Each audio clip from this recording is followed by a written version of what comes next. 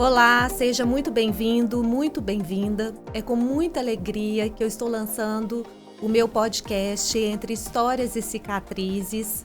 E esse projeto, ele nasceu de um desejo profundo de criar um espaço em que as nossas dores pudessem ter voz, nome e sentido.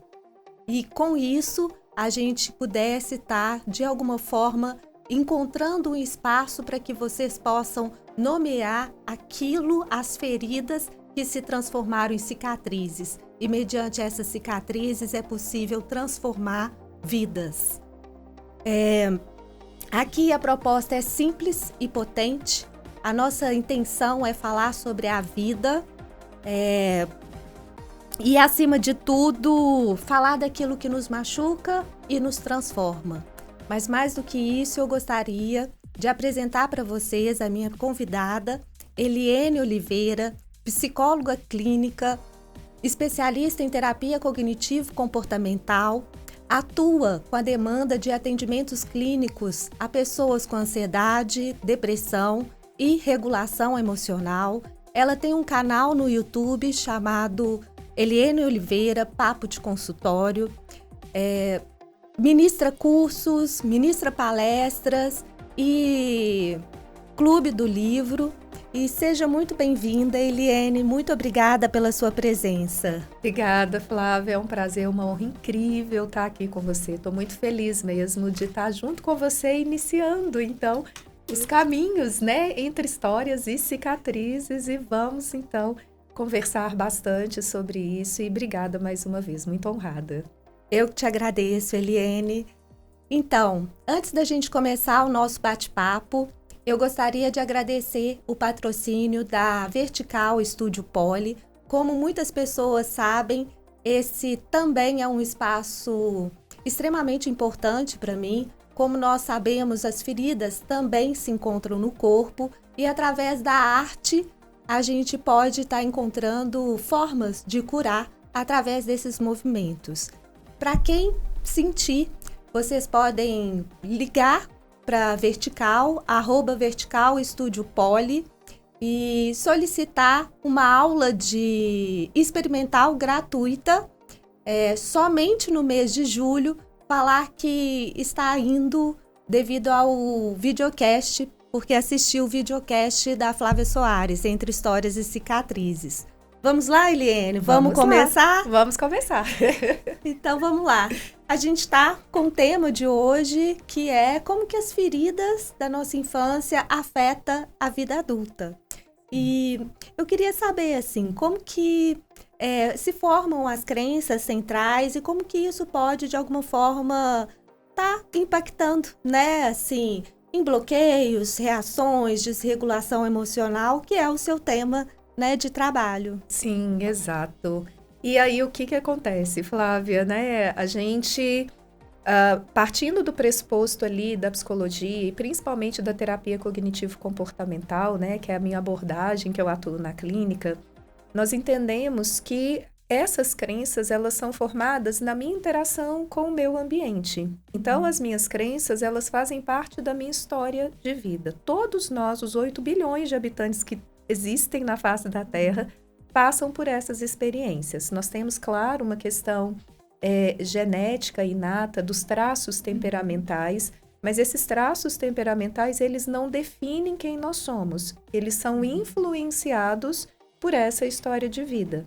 E, a partir do momento que eu tenho uma história de vida onde as minhas necessidades, onde aquilo que de fato é importante para mim, onde aquilo que é básico, como o afeto, a proteção, a segurança, né, a garantia de que eu ali, enquanto criança, vou ter essas necessidades e essa base bem formada serão atendidas. Isso me ajuda a desenvolver crenças que são crenças que a gente chama de funcionais, saudáveis, positivas. Mas quando essas necessidades básicas não são atendidas ou quando eu passo por experiências que são experiências mais dolorosas, né? Como a perda, uma doença, um abuso, violência. Quanto mais vulnerabilidades que a gente chama ao longo da nossa história de vida, mais isso vai influenciando a nossa capacidade mesmo de e percebendo essas experiências, e a partir disso, nós vamos desenvolvendo crenças que a gente fala, crenças sobre nós mesmos, a forma como nós nos enxergamos, crenças sobre os outros, então quem são os indivíduos a partir dessa relação que eu tive com eles ao longo da minha história, crenças sobre o mundo interno e externo e, consequentemente, também sobre o meu futuro. Então, essas crenças, elas vão fazendo com que eu crie a minha maneira de enxergar, né? São as verdades, que a gente chama as verdades absolutas, né? Que a gente não questiona. Como eu falei, se a gente teve uma história mais positiva, por assim dizer, a gente vai desenvolver crenças mais funcionais. Se a gente teve histórias que nos atravessaram, lembrando que essas crenças são formadas ali geralmente do 0 aos 16 anos. Então, ou seja, a gente está sendo formado enquanto indivíduo e principalmente essa história quando acontece lá na infância, entre o 0 até os 7, 8 anos, ela tem um potencial ainda mais impactante, porque nessa fase de desenvolvimento a gente não tem muita capacidade de fazer uma interpretação mais acurada da experiência. Então, se o pai vira e fala, você é burro, você é lerdo, você não presta, você não vai ser ninguém, a criança acredita nisso como verdade. Ela não vai questionar, meu pai está com raiva e talvez ele esteja falando isso da boca para fora. Não, ela passa a acreditar que, de fato, isso representa quem ela é. Então, é aí onde a coisa começa a ficar complexa e perigosa, por assim dizer, que é onde a gente tem essa formação de crenças. E, como eu falei, é a forma como a gente se estrutura, é a forma como a gente enxerga.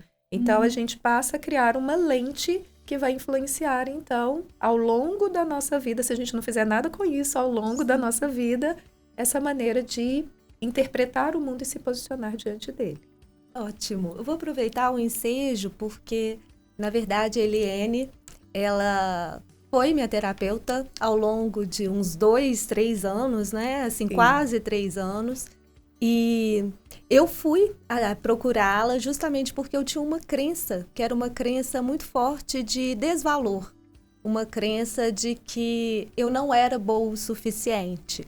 E o quanto que a terapia, né, Eliane, ela pode ajudar a desconstruir essas crenças e a reconstruir novas crenças.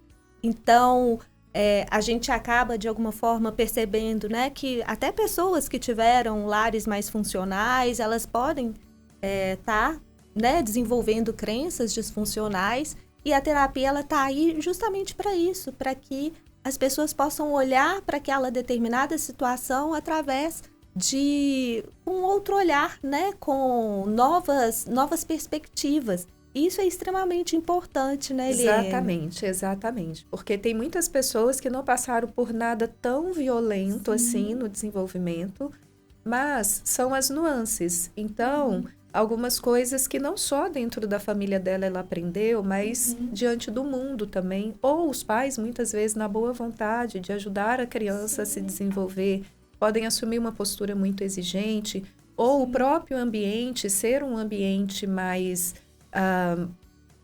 que pede para a criança, né, ser um pouco além do que às vezes ela tem a competência ali no momento para ter. Eu lembro que o meu primeiro cliente na terapia, né, ele veio com uma demanda de ansiedade, e quando eu comecei a fazer um levantamento da história de vida dele, ele teve tudo muito bonitinho, assim, toda a família estruturada, teve acesso a bens e recursos, vem de uma família, né, com uma estrutura financeira interessante, mas ele ficava muito ansioso com relação à competência dele. E na hora que a gente foi investigar, não teve nenhum evento, por assim dizer, traumático, que a gente poderia dizer. Mas o fato dele vir dessa estrutura onde todo mundo na família era bem-sucedido, isso trazia para ele uma obrigação de eu também preciso ser bem-sucedido. Uma autocobrança. Né? Então, é como ele percebeu esse ambiente. Ótimo. Então, se os meus primos, se os meus tios, se os meus pais são bem-sucedidos, logo eu também preciso ser. Então, essa autocobrança gerava nele uma ansiedade quando ele olhava para as questões do desempenho. Então, a terapia, ela entra justamente para ajudar isso, na formação de novas crenças. a gente consegue mudar o passado da pessoa? Não, a gente não tem uma máquina, quem nos dera, né? Uma máquina do tempo que a gente conseguisse ir lá atrás e modificar todos esses aspectos. Mas nós temos a condição, junto com a terapia, de, a partir de agora, e dependendo da situação também, dar um olhar diferente para o passado e criar, então, novas conexões, novos caminhos, uma ressignificação da própria história para, como você falou, que as feridas se transformem em cicatrizes, né? Nós não vamos esquecer da nossa história, mas ela não vai doer mais como uma ferida aberta. Sim. Né? E isso é muito interessante, né? Porque quando você fala de feridas, a gente pode pensar assim, a grande maioria dos brasileiros, assim, vieram de famílias desestruturadas, assim, né? É um país que tem uma desigualdade social, então a gente também vê uma questão, assim, estrutural do machismo. Então, a grande maioria dos pais, né, tem muitas crianças que não têm o registro paterno, Sim. né? Então, isso causa uma ferida de abandono, do tipo, eu não serei amada, eu não poderei ser amada, que condiz com as crenças.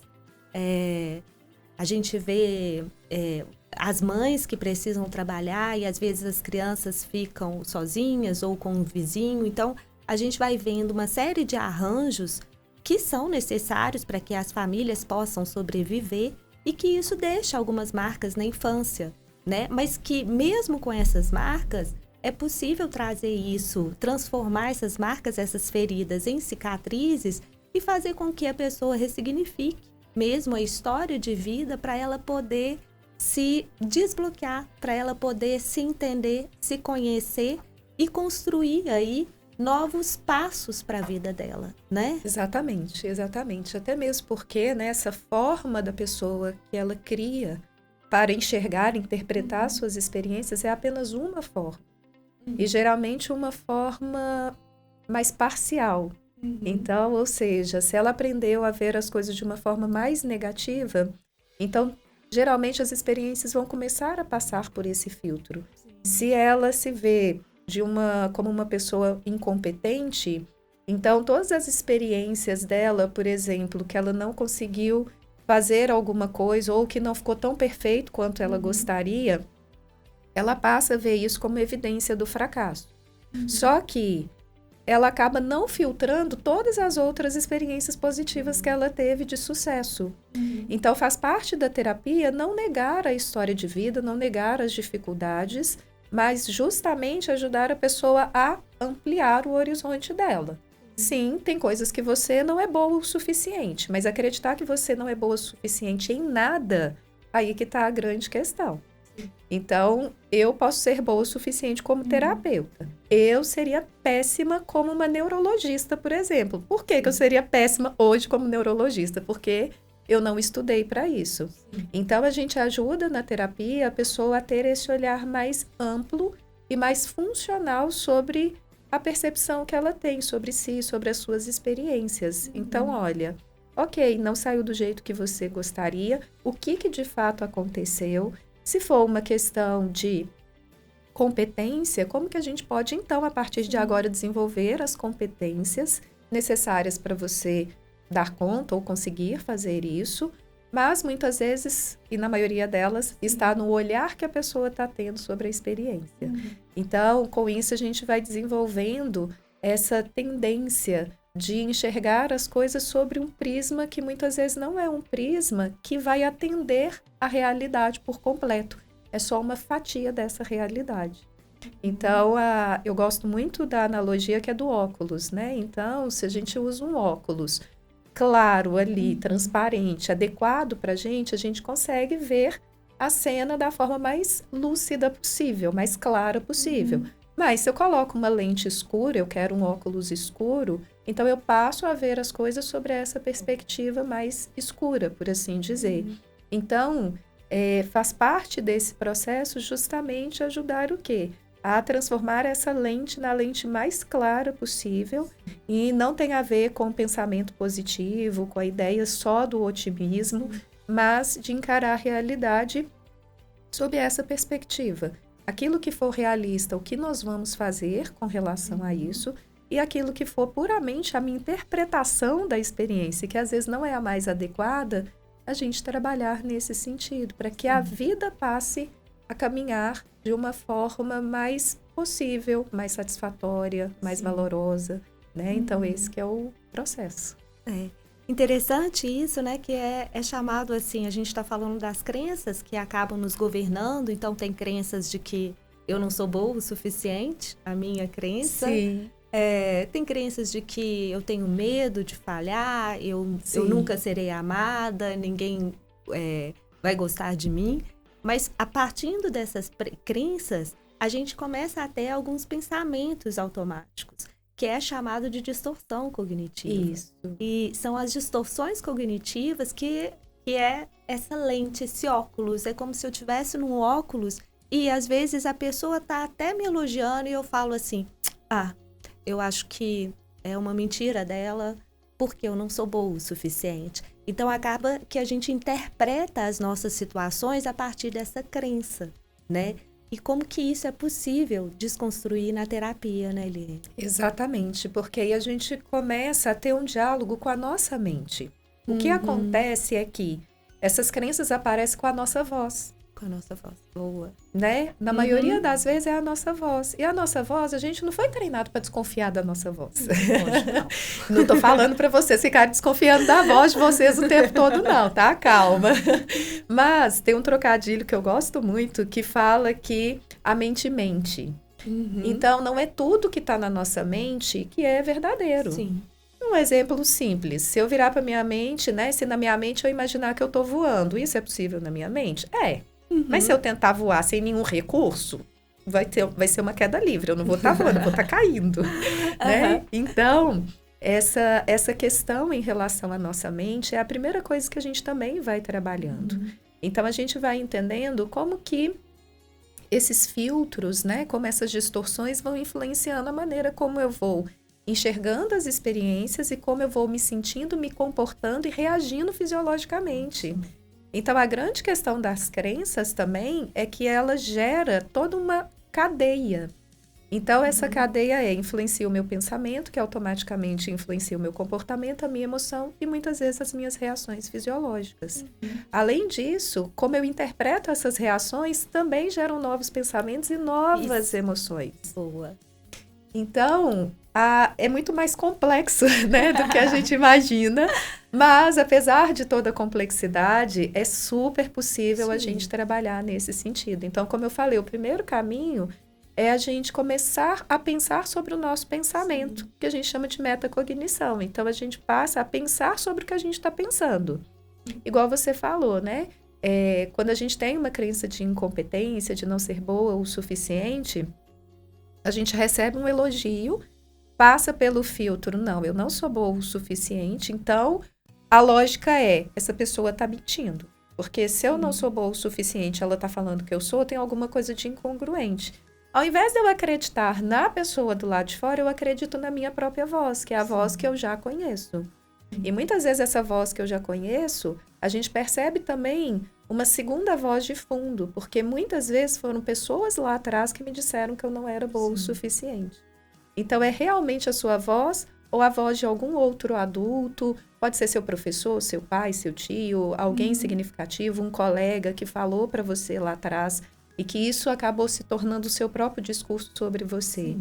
Então, a gente faz esse caminho mesmo de mergulhar na mente e começar a falar, olha, quais são as evidências de que esse pensamento é verdadeiro ou pelo menos totalmente verdadeiro? Porque aí a gente vai para as evidências, a gente sempre compara o que está na nossa mente com a realidade.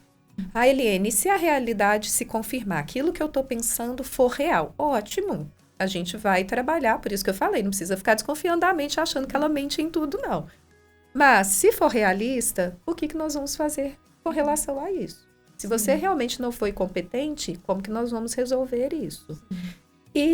Mas pode ser que você tenha sido competente, só que essa maneira de se enxergar, de enxergar as experiências, faz com que você não perceba os outros elementos também que estão envolvidos. Então, é uma jornada muito incrível, sabe? E a ideia, principalmente, é a gente desenvolver esse diálogo com a gente. Da gente começar a conversar, não aceitar só essa voz como se ela fosse a verdade absoluta, mas falar, pera lá, deixa eu ver se é isso mesmo, né? Deixa eu ver se aquilo que eu estou pensando é coerente, é realista, faz sentido, não faz sentido. Então, é essa jornada para dentro e que eu acho fantástica. Então, na verdade, eu vou até também, de alguma forma, compartilhar mais uma questão minha, muito pessoal, assim, porque essa crença minha, ela foi formada a partir da percepção que eu tinha do mundo, de como que eu vivenciava o mundo, né? E para mim era uma questão muito forte, porque eu não sabia que eu era neurodivergente. Então, o fato de eu ser neurodivergente e entender, né, ter esse laudo agora na vida adulta, me fez voltar atrás no meu passado e reconstruir a minha história de vida a partir do olhar de um neurodivergente. Então, toda aquela crença que eu tinha de que eu não sou boa o suficiente, nada mais era do que a forma como eu experienciava o mundo, que era uma forma diferente dos neurotípicos, né? Sim. Então, o que é importante é que, na verdade, você começa a se encontrar desencaixado dos padrões ditos normais pela sociedade, você está fora da caixa e você começa a querer entrar dentro da caixa, e entrar dentro da caixa faz com que você se machuque muito. Então, eu entendia, e aí, né, gente, para trabalhar TCC, quem quiser fazer terapia vai na Eliene, porque hoje eu não tenho mais essa crença, né, de que eu não sou boa o suficiente, mas de alguma forma, inclusive, aceitar a nossa condição, entender que a gente experiencia o mundo de maneira diferente e construir estratégias diante disso. Foi esse o olhar que eu aprendi na terapia, de poder olhar de uma forma mais abrangente, sem estar coladinha com aquela crença. Porque eu poderia ficar, eu não sou boa o suficiente. Mas a partir do momento que eu começo a perceber que eu estou fora da caixa, então, peraí, eu posso fazer diferente. Eu posso ressignificar a minha história de uma maneira diferente. Sensacional, Flávia. Você sabe o quanto que eu te admiro por toda a sua história, né? E acho que isso é muito significativo que você traz. Porque é justamente isso, né? Quando a gente compreende que tá tudo bem ser diferente. Sim. E Sim. tá mesmo, Sim. né? Porque muitas vezes eu até lido com isso na clínica, eu falo, mas você queria realmente ser igual às outras pessoas? E a pessoa fala, não. Eu falei, então tá tudo bem ser diferente. Sim. Né? Esse processo de aceitação, de entendimento, esse olhar, né, sobre a própria história agora com uma informação adicional. Com a informação de que, ok, eu sou neurodivergente. Então, se eu sou neurodivergente, faz todo sentido eu não processar e não agir e não, né, me comportar de acordo com aquilo que é considerado normativo, normal, e tá tudo bem, né? Agora, diante dessa nova condição descoberta, porque é uma condição que já caminha com você, mas a partir dessa nova condição, o que nós vamos fazer? Como que a gente pode, então, como eu falei, então aqui não é só uma interpretação. Eu sou diferente. Aqui é, de fato, uma realidade, né? Realidade. Você é diferente no seu processamento. E agora, o que nós vamos fazer com isso que é diferente para que você viva a melhor vida possível? Isso mesmo. Né? Então, a questão é, independente dos desafios que se coloquem, como que a gente pode viver a vida da melhor maneira possível? E a melhor maneira possível para você é diferente da melhor maneira possível para mim, para o Joaquim, para o José, para a Maria. Amém. Né? Amém. E que bom, porque seria um tédio se o mundo fosse todo igual, né? Seria um tédio. Eu até falo, gente, eu detestaria conviver com 10 Elienes. Porque eu tenho o meu lado fofinho, mas tem o outro lado que eu falo, não, gente, pelo amor de Deus, né? Então, todos nós temos isso. E que bom, Flávia, que bom. Eu também compartilho da mesma crença, né? De não ser boa o suficiente. É mesmo? Vem.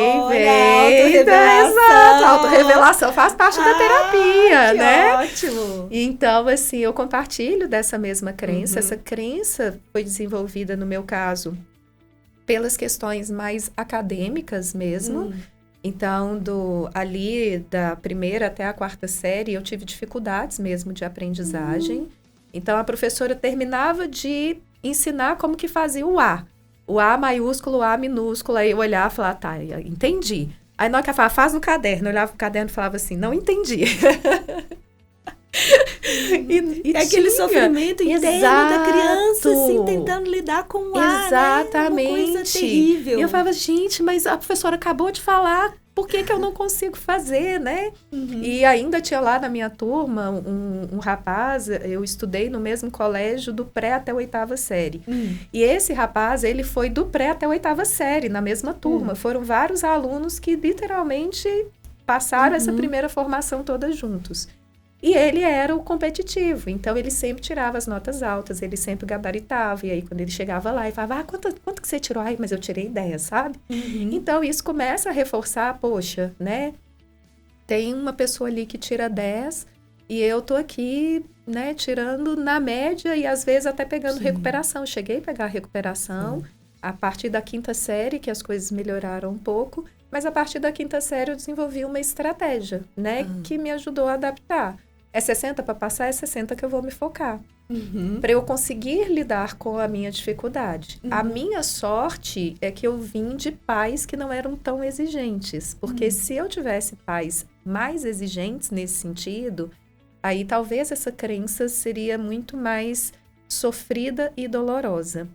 Mas ela ressurgiu quando eu estava num ambiente de trabalho, que foi um ambiente de trabalho que me tirou da minha zona de conforto, e é onde a coisa degringolou, né? Então, a gente vai percebendo que muitas vezes o desenvolvimento das nossas crenças, elas acontecem lá atrás, elas podem ficar adormecidas por algum momento e, dependendo da experiência, elas serem ativadas.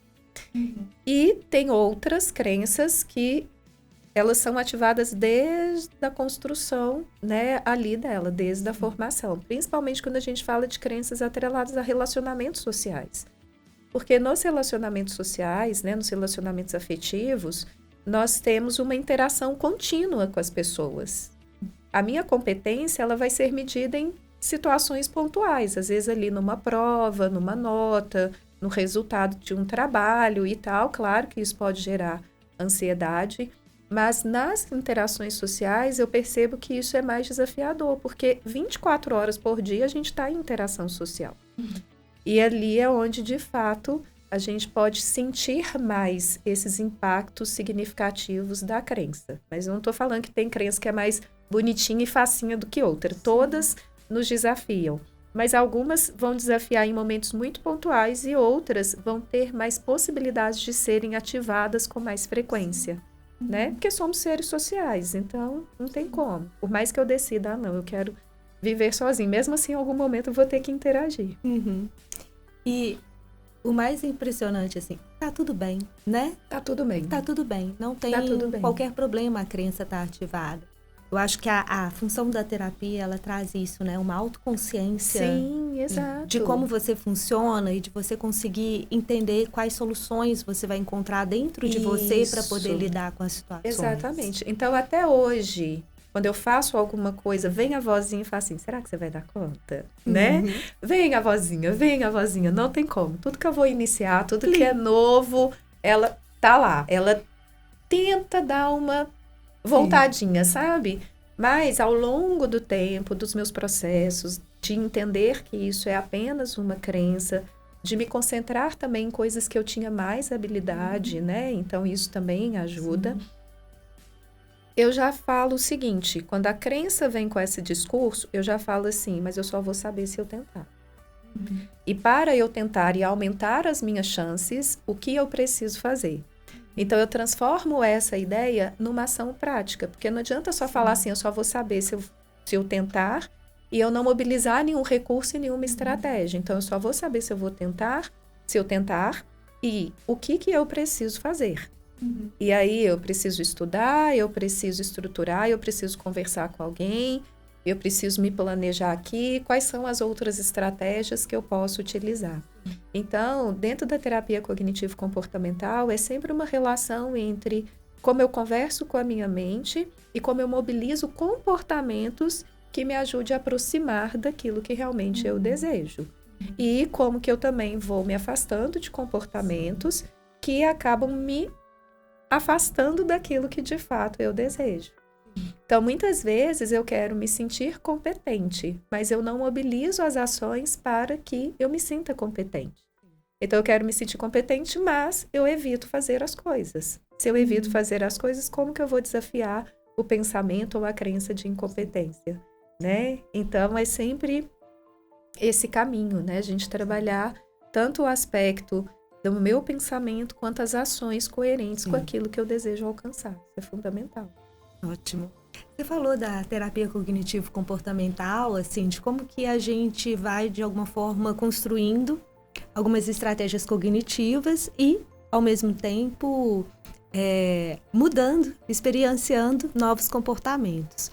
Mas, principalmente para o neurodivergente, que você sabe muito bem, a grande questão minha era a questão emocional. Sim. Então, assim, antes a situação acontecia, eu cognitivamente sabia que eu estava ativando a crença, mas eu não conseguia suportar no corpo. Então, eu até me autopunia, eu falava, o que está acontecendo comigo? Porque era uma quantidade extrema de estímulos, né, que eu tinha que, por exemplo, para dar aula, na hora de dar aula, eu ficava olhando para os alunos e eu conseguia perceber, processar aquele ambiente de uma maneira diferente.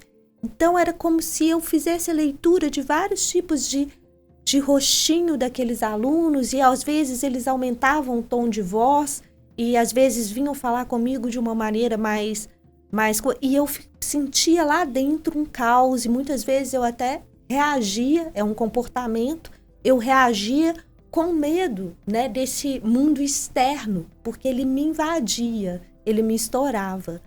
E aí eu queria, né, assim, que você falasse um pouquinho da regulação emocional. Perfeito. Como que é possível, né, a gente também trabalhar, né, alinhar o cognitivo com o comportamental e a regulação emocional. Sensacional, Flávia. Esse é um tema que eu sou literalmente apaixonada, né, que é a parte da regulação emocional. Eu venho, nos últimos anos, estudando bastante sobre as emoções. E é um caminho muito lindo, porque todos nós lidamos com as emoções desde quando a gente nasce, né? Então, assim, até mesmo neurodivergentes, como, por exemplo, um autista, ele pode ter o nível de suporte 3, né? Que é um autismo mais grave ali, mas mesmo assim ele tem contato com determinadas emoções. A dificuldade está em processar e, de fato, lidar com aquela dimensão emocional. Então, basicamente, o nosso trabalho vem também de encontro com a emoção, porque, querendo ou não, todo esse processo de formação de crenças é emocional. Quando a gente toca numa crença, a gente percebe claramente a mudança emocional da pessoa. Então, é como se ela estivesse voltando e sentindo aquela dor que ela sentiu lá na época que essa crença foi formada. Então, as emoções, elas estão presentes o tempo todo no nosso cotidiano.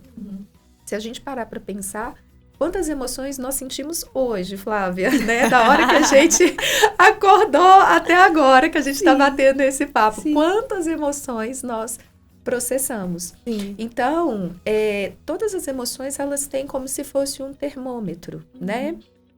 Tem um nível da emoção, que é o nível da emoção que a gente chama de funcional, produtivo. Sim. Ou seja, que é a emoção cumprindo a função para o qual ela foi designada, ela foi criada, por assim dizer. Então, por mais que seja confortável ou desconfortável, todas as emoções, elas têm uma função e um propósito. Eu sou apaixonada com aquele filme Divertidamente, né? Porque ele mostra de uma forma muito linda essa função das emoções e como que a descoberta da gente lidar com a emoção de uma forma mais funcional pode realmente produzir bons resultados para a gente. Então, quando a gente consegue trabalhar justamente a função da emoção, trazer, né, o meu comportamento mais coerente com a função da emoção, isso ajuda.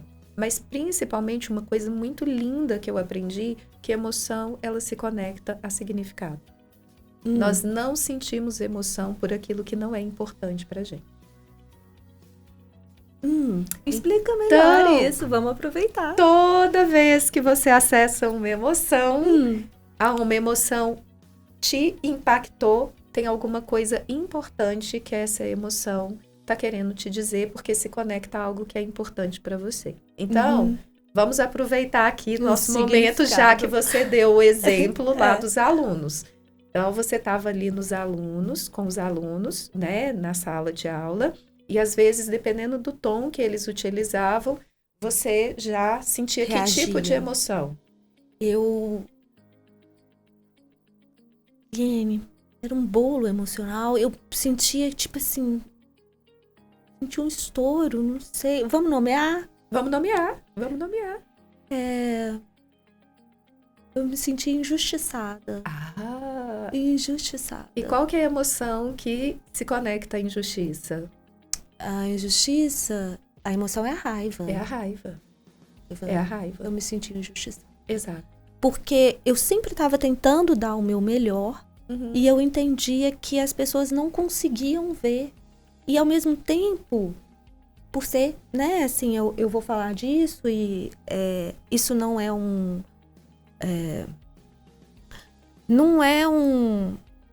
mérito, né? Ser superdotado é a pior coisa que tem.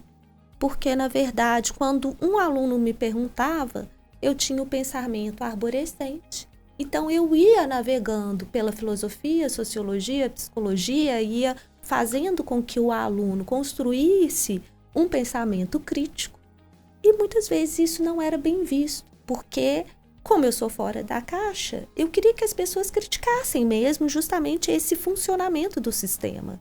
Né? Porque o sistema também nos adoece. Sim. Então, eu queria que eles saíssem com um pensamento crítico. E essa coisa foi me embolando, né? E aí não tem qualquer relação com os alunos em si, mas tinha relação com a minha história de, tipo assim, mais uma vez, eu não estou sendo compreendida. Então, eu falava assim, estou sendo injustiçada, estou com raiva, né? E depois do último período, assim, eu acessei tanta raiva, mas tanta raiva, e foi tão importante, porque eu fiquei fritando na raiva e parece que ruminando a raiva dentro do meu corpo, ruminando. Acabou.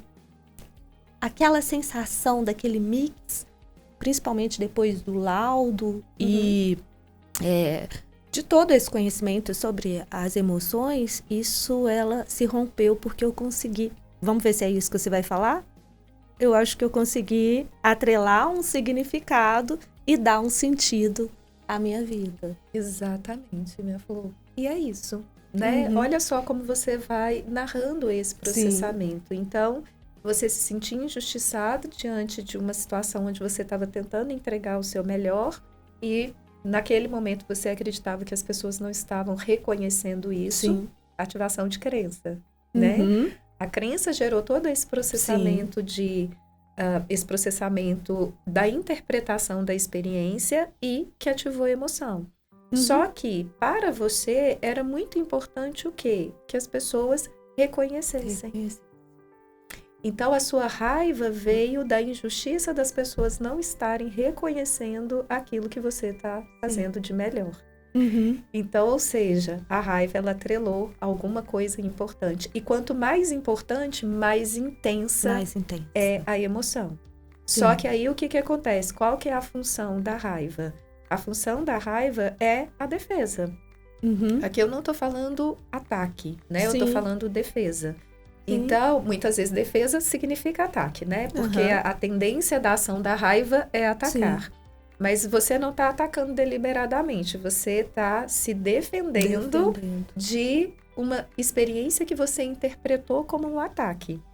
E a partir daí, essa emoção, ela nos leva a querer fazer o quê? Defender os nossos direitos, defender aquilo que é importante para a gente, né? Colocar um limite para o outro, dizer, olha, você não pode falar assim comigo, olha, você não pode me agredir, olha, o seu limite é aqui.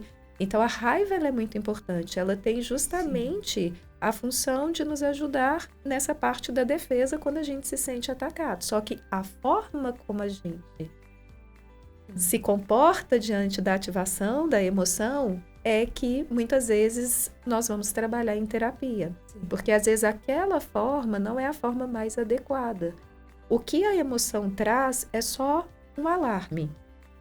Então ela me avisa, opa, tem coisas importantes para você que estão aqui acontecendo, preste atenção. Só que tem muita gente que, quando a emoção é ativada, ela já parte para a ação. E é aqui onde a gente entra na regulação emocional. Não é impedir da pessoa sentir emoção e nem eliminar da vida da pessoa determinadas emoções. Nunca mais eu quero sentir ansiedade. Pergunta para qualquer ansioso qual a emoção que ele nunca mais quer sentir. Ele vai falar ansiedade.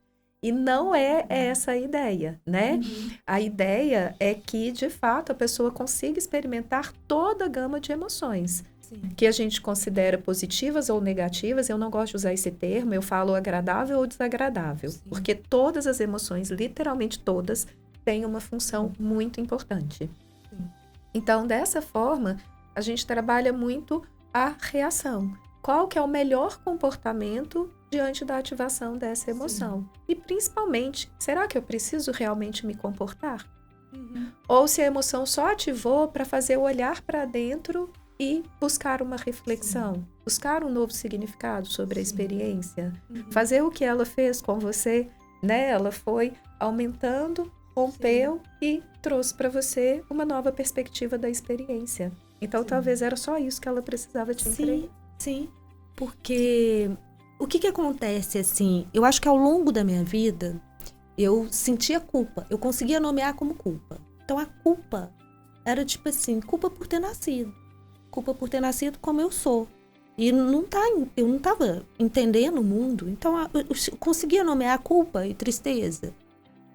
E aí, teve um momento, acho que muito importante na minha vida, que eu li um livro do Antônio Damasio, Sentir e Saber, e um livro do Robert Léry, do Não Acredite em Tudo que Você Sente. Maravilhoso.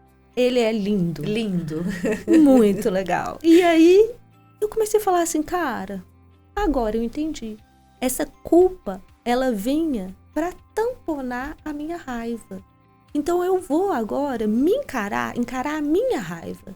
Porque não é raiva do mundo também, né? Assim, eu acho que o superdotado tem isso, uma autoconsciência muito grande. Então eu senti a raiva de mim, muita raiva de mim.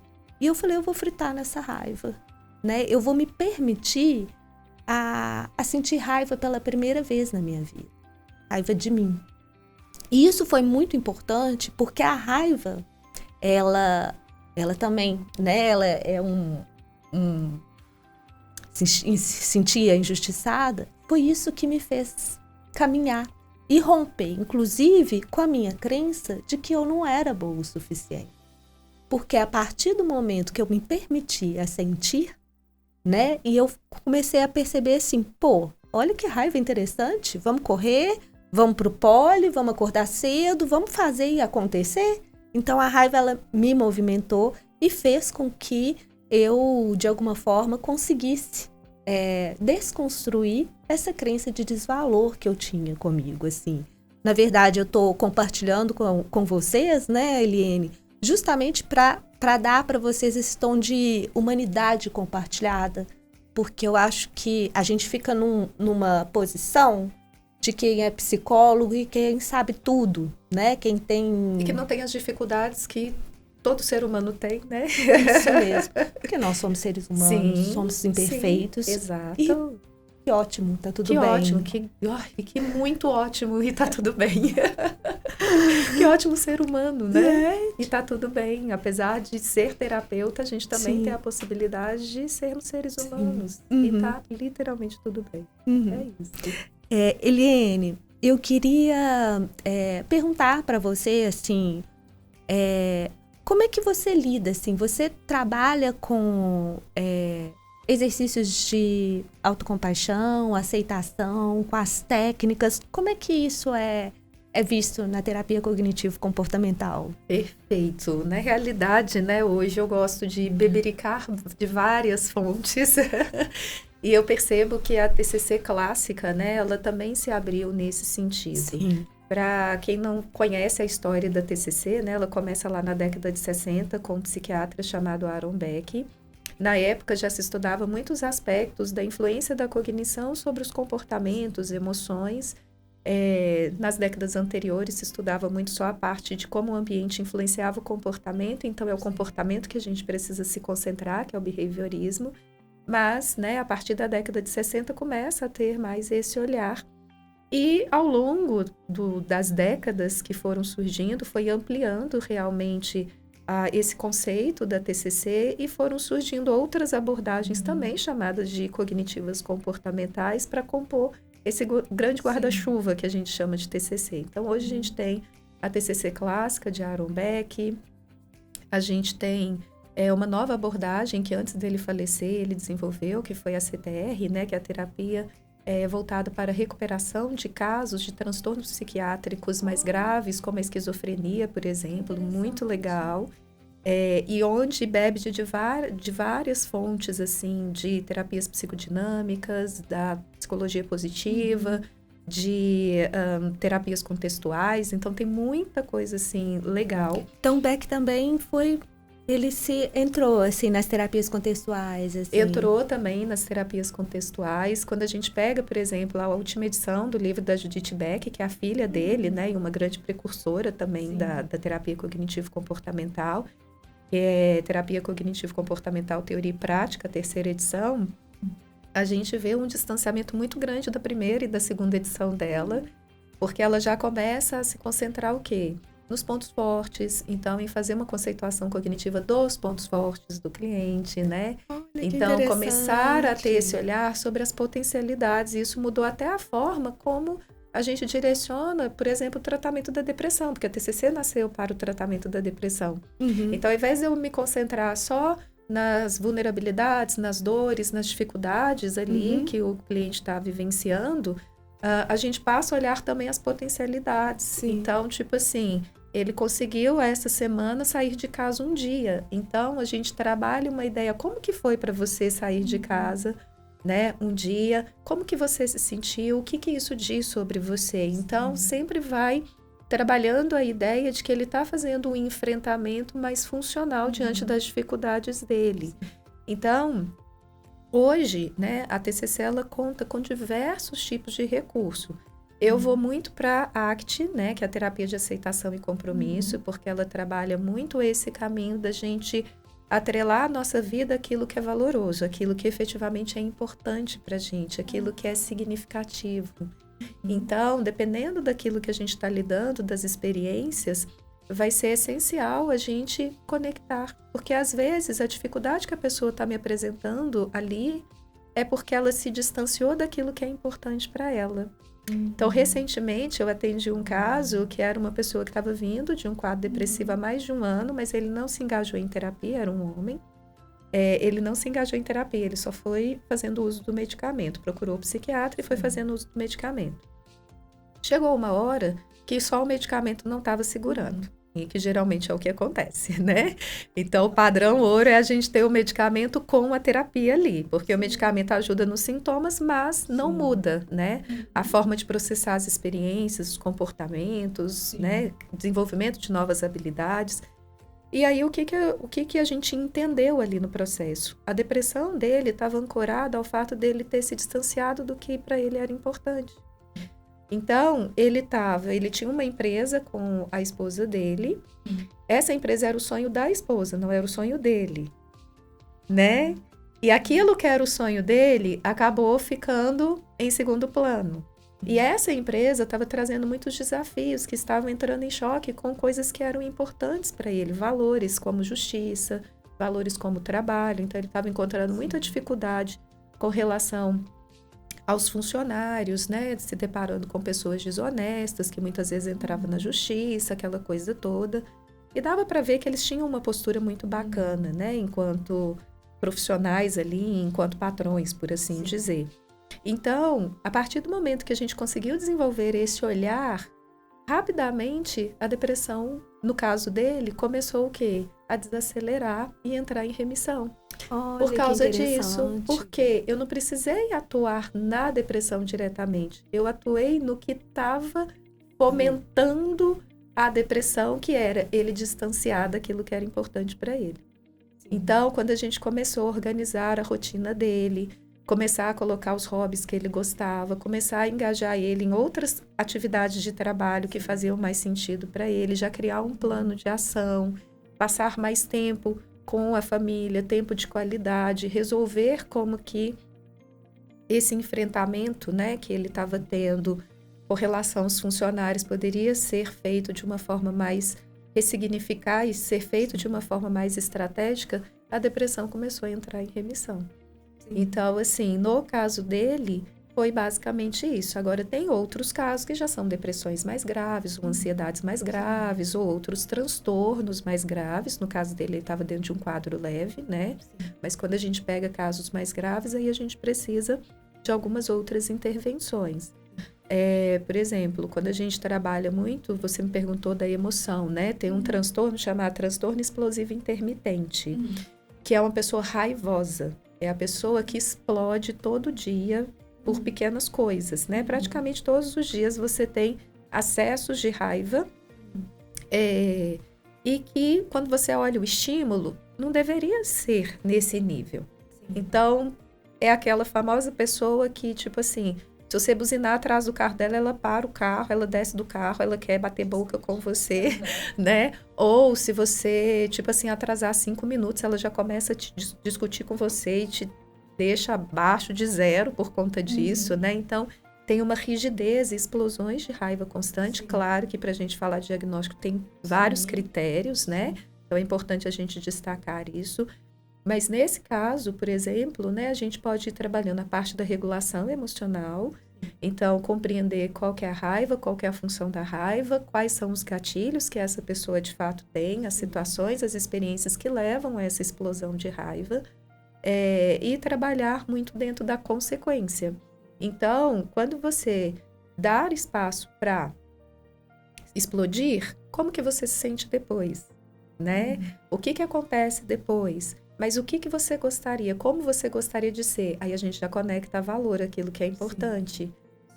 Eu passei por um processo com uma pessoa também em relação a isso e foi muito bonito. Esse é um caso que me impacta até hoje positivamente, porque no início do processo ele falava, eu sou um monstro, eu tenho vergonha de me olhar no espelho, porque esse meu jeito de ser magoa as pessoas que são mais importantes para mim. E ao final da terapia, ele falar para mim, hoje eu tenho orgulho de me olhar no espelho. Isso é uma coisa muito sensacional. Que lindo. Mas não foi tão fácil chegar lá, né? Então, exige várias técnicas, né? E principalmente o engajamento da pessoa. Nenhum processo acontece, por mais que você esteja diante de um excelente terapeuta, se a pessoa efetivamente não estiver disposta a passar por todo esse caminho. Né? Porque tem um ponto, assim, que a gente também não pode deixar de até trabalhar com o nosso paciente, que é o ponto da autorresponsabilização. Isso. Não adianta você achar que o psiquiatra, o psicólogo ou o medicamento vai te salvar, ou sua família vai te salvar. É você que é responsável pela sua trajetória de vida. Exato. Então, tudo isso que você está sentindo ali dentro, é importante que quem vai atravessar isso é você, né? Então, não tem como a gente fazer por eles, né? Assim, o que a gente oferece é um espaço de escuta, de apoio, de nomeação, de voz, de sentido, mas quem vai dar o tom disso é o próprio paciente. Exato. Eu falo que a relação, né, do terapeuta ali com o paciente, com o cliente, é como se fosse motorista e GPS. Né? O terapeuta é o GPS. A pessoa chega lá e fala, olha, não sei, eu tenho esse problema, eu quero chegar ali. Como que eu faço? E aí, enquanto terapeuta, nós somos o GPS, né? Mas se a pessoa não quiser seguir por aqueles caminhos, ok, a gente recalcula a rota, vê o que ela quer. Ou se ela quiser parar, estacionar o carro dela e falar daqui eu não vou sair, o GPS não pode fazer nada, né? Então é sempre uma relação de parceria, de construção. E o que você falou, Flávia, é muito importante, né? Essa autorresponsabilidade. Que foi o que você fez com a sua própria história. Você não ficou ancorada no diagnóstico. Eu tive um diagnóstico de altas habilidades, de superdotação, e por conta disso, então, faz sentido o que eu sinto e eu vou ficar aqui, né? Eu vou me justificar aqui. o que acontece com muitas pessoas. Sim. Eu estava conversando anteontem com uma amiga assim, né? Que é o que acontece com muitas pessoas. Pega o diagnóstico e fala, agora entendi, então isso é o atestado para eu continuar sendo quem Sim. eu sou e as pessoas precisam me aceitar assim. Mas realmente você está vivendo todo o seu potencial sendo assim? Sim. Porque uma coisa é a gente ter, no seu caso nem é um transtorno, né? Superdotação não é diagnosticado como transtorno. É uma identificação, né? É uma condição. identificação, é uma condição, mas você não parou por aí. Então, Sim. eu processo as informações ou processo as emoções dessa forma mais intensa, então isso é uma justificativa para eu continuar sendo dessa forma. Não, olha, agora que eu compreendi, como que eu posso me responsabilizar pelo meu processo de mudança? E o que pode me ajudar, então, a partir de agora, com essa compreensão, com esse conhecimento, a construir melhores caminhos, para que as dores, as feridas cicatrizem e se tornem o quê? Uma parte da minha história, mas não dói mais. Eu falo que é muito interessante essa questão das feridas, né? Porque as feridas, enquanto estão abertas, elas geram dor. Ou enquanto elas não estão totalmente cicatrizadas, né? Elas continuam gerando dor. Se a gente lembra de alguma coisa e isso ainda mobiliza a emoção, é porque isso ainda não foi resolvido dentro da gente.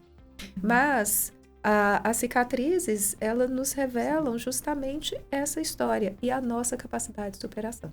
Sim. Né? Sim. A nossa capacidade de cura. Sim. Então, toda vez que eu olho para uma cicatriz, eu lembro, mas a gente pode apertar que a gente não vai sentir mais a dor, né? Só que faz parte da nossa história. A gente lembra por que essa cicatriz estava ali, né? E como foi esse processo também de superação. Eliane, eu tive um privilégio, na verdade, de receber esse nome, superdotação, porque as pessoas, na verdade, elas construíram um estigma de que todo superdotado é um superdotado gênio, tira notas boas, é uma pessoa que está brilhando, mas ninguém consegue perceber. Então, quando eu recebi esse nome, eu falei assim, não pode, né? Porque minha crença é uma crença de eu não sou boa o suficiente. E aí, o que acontece? Acontece que o nome superdotação, por vir com esse estigma, me deu um certo alívio. Porque até então, você lembra que eu procurava? Eu queria saber se eu tinha um transtorno de personalidade borderline, se eu era bipolar, se eu era histriônica. E as características não batiam. Eu queria algo que pudesse me nomear para que eu pudesse encontrar pessoas que falassem das experiências delas como superdotadas. E isso me deu um certo alívio. E eu falei, é possível fazer diferente, né? Eu não sou doente, né? E a partir daí, eu trabalhei muito também com a ACT. Você sabe que eu leio muito, enfim. Sim. E me aceitei e comecei a ver quais eram as minhas potencialidades. Então, hoje eu tô aqui muito por sua causa. Gostaria de te agradecer. Você fez parte desse processo meu, né, de construção de um projeto entre histórias e cicatrizes. Foi a primeira profissional que me acolheu de coração, assim, que me abraçou. Muitos profissionais não entendiam o que eu estava passando e eu falava e cada vez mais eu ficava embolada comigo mesma. E eu queria te agradecer de coração por estar aqui comigo, pela trajetória que a gente vivenciou. Já te falei isso, mas hoje eu quero falar nesse videocast. Muito obrigada mesmo e muito obrigada pela participação aqui. Eu gostaria que você passasse os seus contatos, Instagram, YouTube, para o pessoal, para eles poderem estar te seguindo. Valeu mesmo, obrigada. Obrigada, minha querida. Que honra, que privilégio incrível, né? Eu admiro muito você, admiro muito a sua história e a sua capacidade de superação. Para mim é incrível estar aqui com você hoje, né?